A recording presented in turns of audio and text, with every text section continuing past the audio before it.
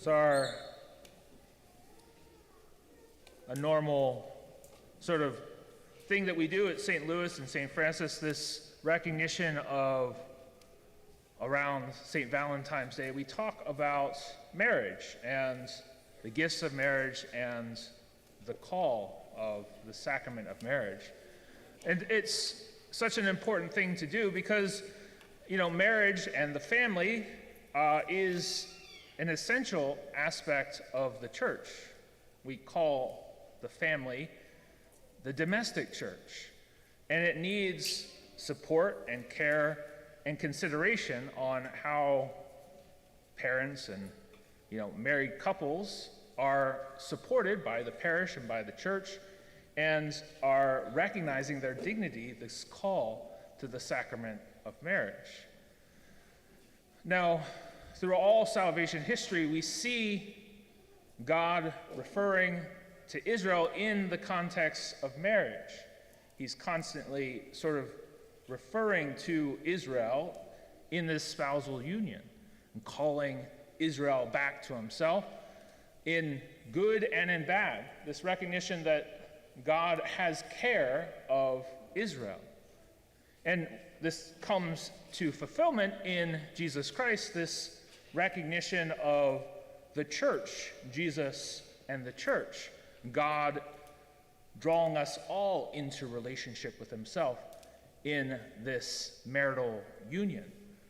This recognition that the sacrament of marriage bears witness to the love of God and his people, to Christ and his church, and that gift that married couples both bear witness to, Christ's love for his church and God for his people, but also are, held to the standard to live in this reality. So it's good to sort of reflect on the gifts of marriage.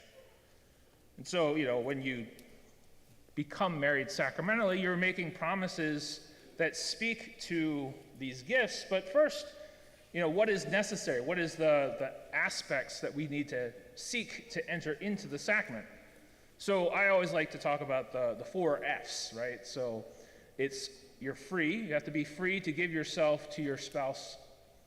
Giving yourself to your spouse fully, which includes your fruitfulness, recognizing that you're called, God willing, to have children, to be seeking to receive the gift of children if God has that blessing for you.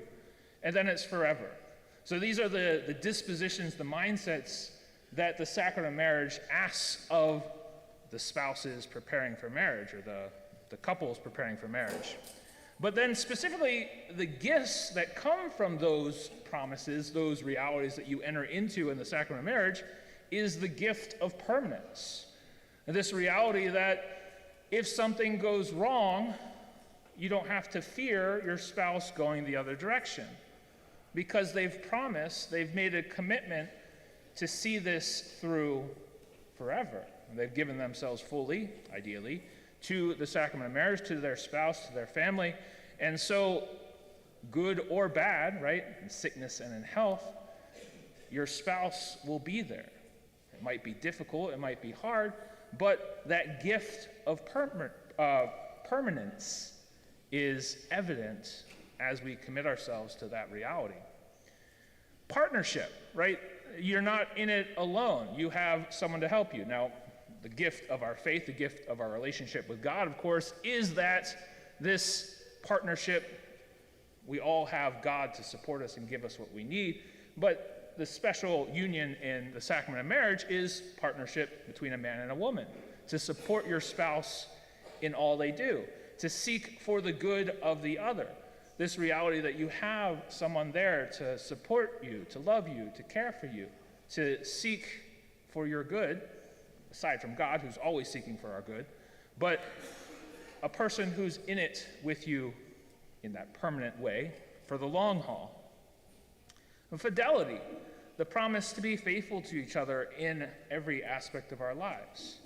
And, this is, in prayer and in work and actions, like this fidelity, this care for the other person is holistic. It's every aspect of our life. You order yourself to God and to your spouse, and this fidelity is sort of that gift that comes from that. And then, of course, the fruitfulness. Not only the order of marriage to children, but also recognizing the fruit of those gifts the Lord has given you in the sacrament of marriage. Now, the reality is most of us recognize that we don't, even with God's grace and goodness and help, we still find ourselves lacking. But this sort of cements sort of this reality that you're committed to God and to each other. And so despite sort of that failings and faults, this seeking forgiveness and seeking to recommit ourselves to what God has called us to is such a gift. So the first reading speaks of Jeremiah recognizing this reality that when we have a relationship with God, when we trust in the Lord, we have a flexibility, a sustainability, this reality that despite a famine or a lack of rain, this tree that's planted by the water, which is what his image of the person who's faithful to the Lord, who trusts in the Lord, has life, has suppleness, has this flexibility to endure. And the sacrament of marriage is, obviously in the sacrament of marriage, you're committed to the Lord in the same way, and that trust in the Lord is essential in the sacrament of marriage. But then also there's this reality that you're supporting each other. Like when one is weak, the other can be strong. It's not 50-50 all the time. It's sometimes 75-25 or, vice versa, right? Like this reality that this sustainability, this permanence, this fidelity and partnership that brings about this fruitfulness is something that you can rely on. You can trust in each other as you trust in the Lord. And, though there's failings and faults and weaknesses and things like that, we have this reality that we have the ability to seek forgiveness and grow together as a couple. I was blessed my parents are married now for over 50 years. I celebrated their 50th anniversary in July of last year. And, one of the things, being a priest, you get to celebrate these great celebrations with the church and with your family.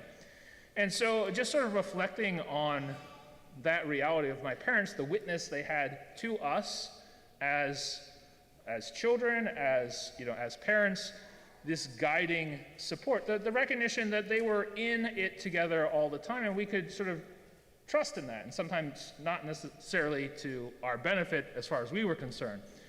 We go to your father and you say, "Dad, can I do this?" They're like, "Well, what did your mom say?" And you go to your mom and she's like, "What did your dad say?"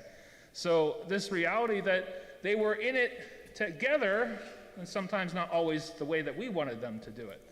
And this is the call to the sacrament of marriage, this recognition, this good of the family, the good of the others, not for an individual's good, no longer two, but one flesh, right? This reality that they're committed to a common purpose, a way in which to lead and guide and grow in relationship with the Lord and lead each other to that closer relationship. So this sacrament of marriage is such an essential aspect of our church, of our faith, needs to be supported, it needs to be grown into. It needs to recognize that there's aspects that we need to work on to support marriages, as well as marriage couples supporting each other in preparation, as well as continued enrichment throughout your marriage life, because you grow and understand and learn how to do this as children come or as things happen, good or bad. Life changes, and you need to support each other in different ways, and sometimes you need to seek support from the church. And so this weekend we've included an insert in the bulletin on resources for marriage enrichment or support, or these different things. And then also after the intercessions, we'll do a blessing for that recommitment to the sacrament of marriage, this recognition that we all need to grow and recommit ourselves to what God calls us to, and married couples as well. And we want to support you and celebrate both the witness of your marriage and the ways in which we can support you and be in union with you as we all seek to be, as God is calling us, his children, and to grow in that reality in support of each other. So let us seek to recognize the gifts of marriage, the gift of God's love for us, and how he calls us all to grow as a church together.